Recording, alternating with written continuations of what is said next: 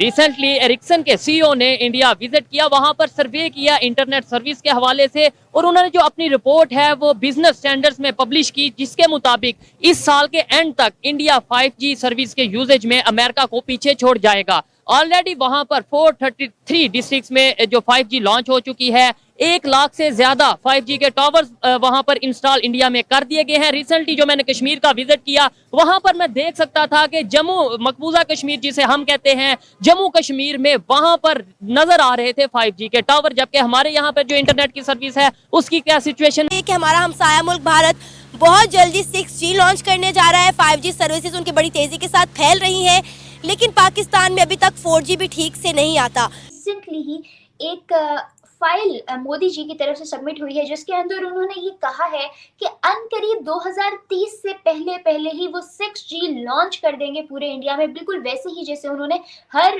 कोने कोने तक 5G की सर्विस पहुंचाने की पूरी कोशिश की है। जय हिंद दोस्तों, पाकिस्तान ब्रेकिंग न्यूज चैनल में आप सभी का हार्दिक स्वागत।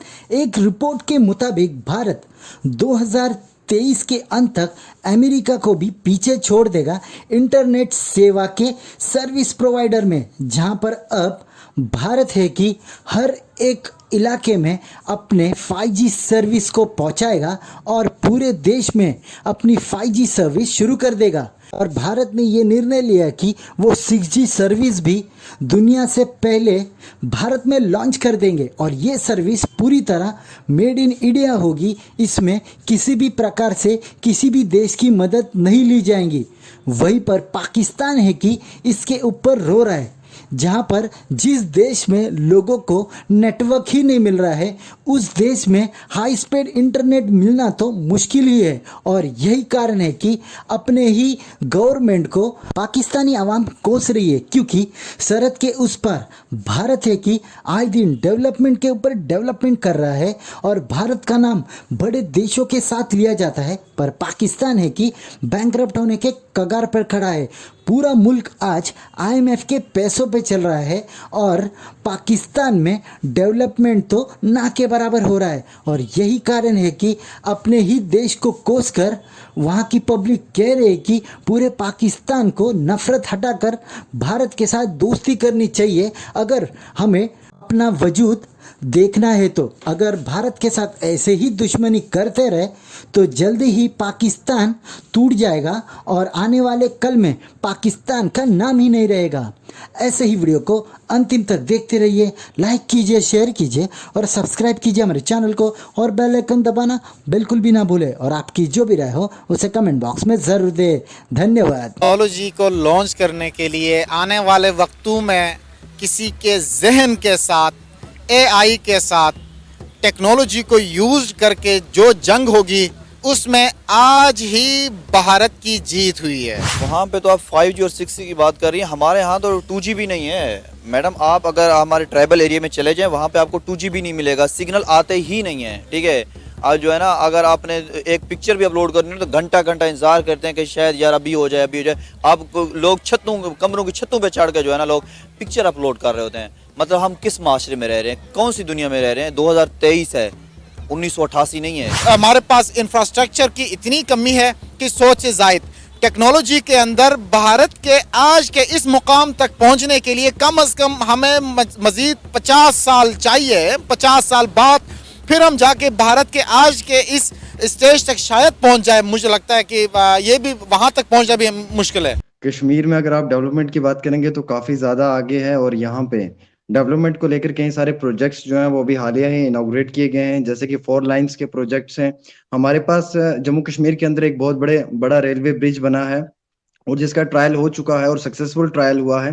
हालांकि ये देश का सबसे बड़ा रेलवे प्रोजेक्ट है और ये जम्मू कश्मीर के रियासी जिला में है। उसके साथ साथ कश्मीर की अगर आप डेवलपमेंट्स की बात करेंगे तो यहाँ पे कई सारे ऐसे गार्डन्स हैं जिनकी अभी भी इनॉग्रेशन हुई है, लाइक जैसे टुलिप गार्डन है, one of the famous garden है। और नॉर्थ इंडिया के अंदर अगर आप बात करें तो ये सबसे बड़ा गार्डन माना जाता है और पूरे देश से विदेश से लोग यहाँ पे विजिट करने के लिए आ रहे हैं।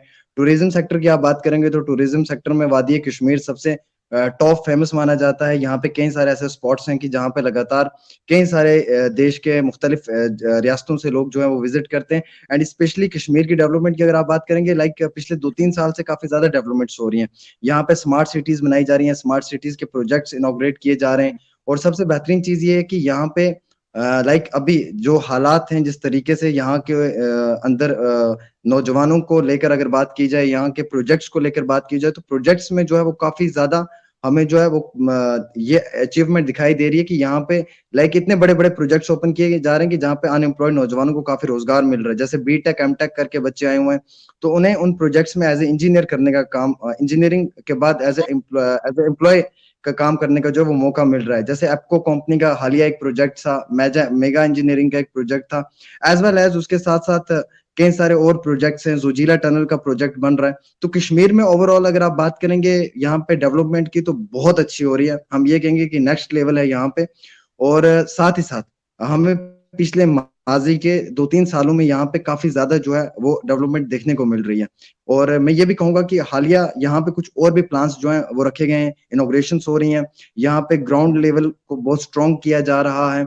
यहाँ पे रिप्रेजेंटेटिव्स जो हैं वो बनाए जा रहे हैं कि वो यहाँ पे काम कर पाए। हर मोहल्ले में, हर पंचायत में काम हो रहा है, डिस्ट्रिक्ट लेवल पे काम हो रहा है, ब्लॉक लेवल पे काम हो रहा है, डिवीजन लेवल पे काम हो रहा है। ऑल ओवर हम अगर सिनेरियो की बात करेंगे तो यहाँ पे डेवलपमेंट को लेकर काफी बेहतरीन काम किए जा रहे हैं। और डेवलपमेंट के ऊपर जो है वो काफी ज्यादा फोकस भी है। इंडिया वालों, आप लोग आगे जा रहे हो, मुझे बड़ी मोहब्बत है आप लोगों के साथ।